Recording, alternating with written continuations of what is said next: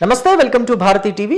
నేను బాపయ్య. 2023 నవంబర్ నెలలో తెలంగాణ రాష్ట్ర శాసనసభ ఎన్నికలు జరిగాయి. అప్పటి నుంచి బీఆర్ఎస్ పార్టీకి కష్టాలు మొదలయ్యాయి. ఆ ఎన్నికల్లో బీఆర్ఎస్ పార్టీ ఓడిపోయింది.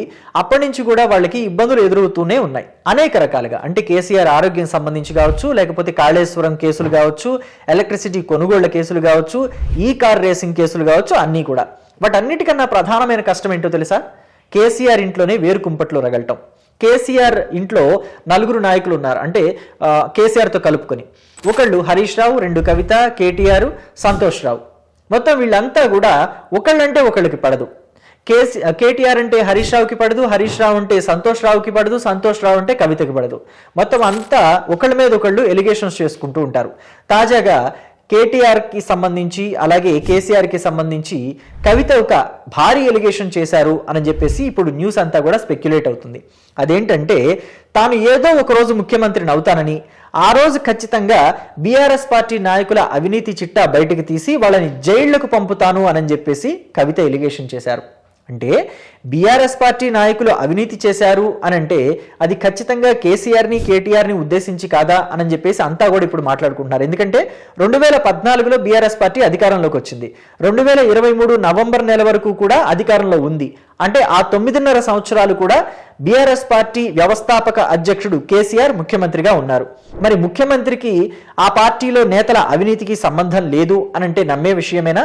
సో అందుకని కవిత కేసీఆర్ని కేటీఆర్ని టార్గెట్ చేశారు అని అంటున్నారు. పైగా ఈ 9.5 ఏళ్లు పార్టీకి వర్కింగ్ ప్రెసిడెంట్ గా ఉన్నది కూడా కేటీఆరే. ఇప్పుడు కూడా ఆ పార్టీకి వర్కింగ్ ప్రెసిడెంట్ కేటీఆరే. మరి కేటీఆర్కి తెలియకుండా ఆ పార్టీలో చీమ కూడా చిటుక్కు మనకూడదు. వర్కింగ్ ప్రెసిడెంట్కి తెలియకుండా అవినీతి జరిగింది అంటే నమ్మే విషయం కాదు. కాబట్టి ఎక్కడైతే కవిత ఈ వ్యాఖ్యలు చేస్తున్నారో, ఎప్పుడైతే ఈ వ్యాఖ్యలు చేశారో ఆ వ్యాఖ్యలకి అర్థం కేటీఆర్ నాయకత్వాన్ని ఒప్పుకోకపోవటం ఒకటైతే, రెండవది ఆయన కూడా అవినీతి చేశాడు అని చెప్పడమే అని చెప్పేసి వాళ్ళ మెయిన్ మోటోగా కనిపిస్తుంది అంటున్నారు. మొత్తం మీద కవిత జైలుకి, లిక్కర్ స్కామ్ విషయంలో కవిత జైలుకు వెళ్ళినప్పుడు కూడా బీఆర్ఎస్ పార్టీ ఎక్కడా కూడా పెద్దగా స్పందించలేదు. బీఆర్ఎస్ పార్టీ స్పందించకపోవడానికి కారణం ఏంటంటే, బీఆర్ఎస్ పార్టీలో కేసీఆర్ తర్వాత స్థానం కవిత కోరుకుంటుంది. అది కేటీఆర్కి ఇష్టం లేదు కాబట్టే ఎక్కడా కేటీఆర్ కూడా పెద్దగా పట్టించుకోలేదు. ఏదో లీగల్ టీంని కవిత వాళ్లే అరేంజ్ చేసుకున్నారు. వాళ్ళ లీగల్ టీమే ఆవిడ్ని బెయిల్ ఇచ్చి బయటకు వచ్చేలాగా అరేంజ్ చేసింది. లేదంటే కవిత ఇంకా బయటికి రావటం, అంటే బీఆర్ఎస్ని నమ్ముకునే కవిత ఉంది అని అంటే గనక బీఆర్ఎస్ లీగల్ టీమే తనని కాపాడాలి, అప్పుడే జైల్లో నుంచి బయటకు వస్తాను అని అంటే గనక కవిత జైల్లో నుంచి బయటకు రావటం అనేది ఇంకా చాలా టైం పట్టేది. సో అందుకనే, అంటే తన సొంత కుటుంబమే, తన పుట్టింటి వాళ్లే, తన పుట్టింటి పార్టీనే తనని అన్యాయం చేసింది, తనని ఇబ్బందులు పాలు చేసింది, తనని ఎక్కడా పట్టించుకోలేదు అనే కోపం కవితకి గుండెల్లో గూడు కట్టుకుపోయింది.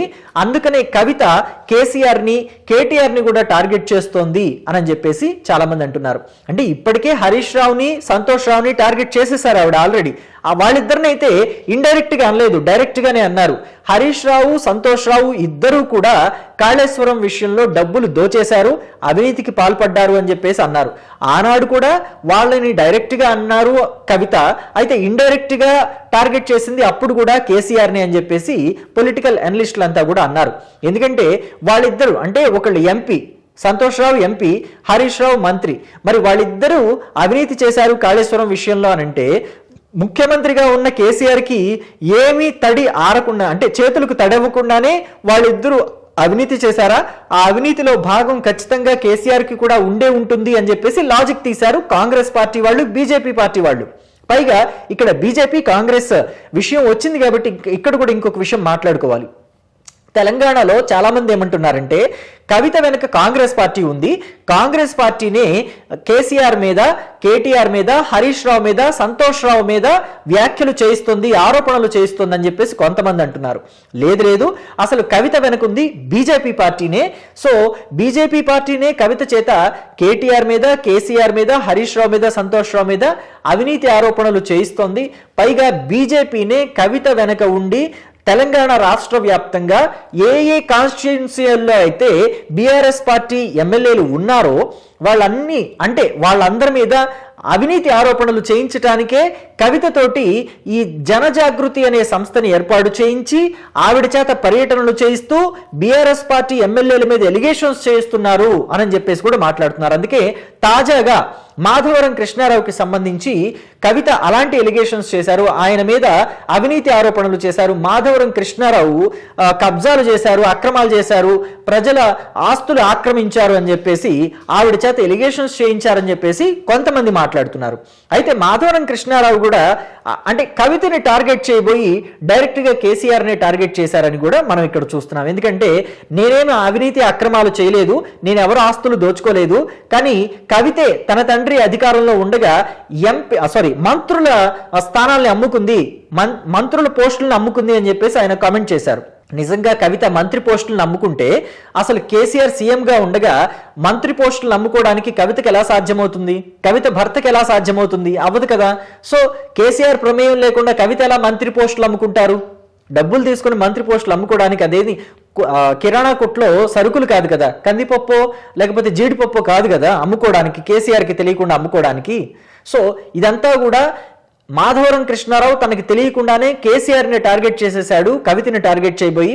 అంటే కవిత బీఆర్ఎస్ పార్టీ నాయకులు వేళ్లు పుచ్చుకొని కేసీఆర్ కంట్లో పొడుస్తున్నారు, కేసీఆర్ కంట్లో పొడిపిస్తున్నారు బీఆర్ఎస్ నాయకులతోటే, వాళ్ళని రెచ్చగొట్టి వాళ్లతోటే బీఆర్ఎస్ పార్టీని ఇబ్బంది పాలు చేస్తున్నారు అని చెప్పేసి ఇప్పుడు అంతా కూడా మాట్లాడుకుంటున్నారు. నిజంగా కవిత ఇప్పుడు చేసిన వ్యాఖ్యలు అయితే సెన్సేషన్ గా మారాయని చెప్పొచ్చు.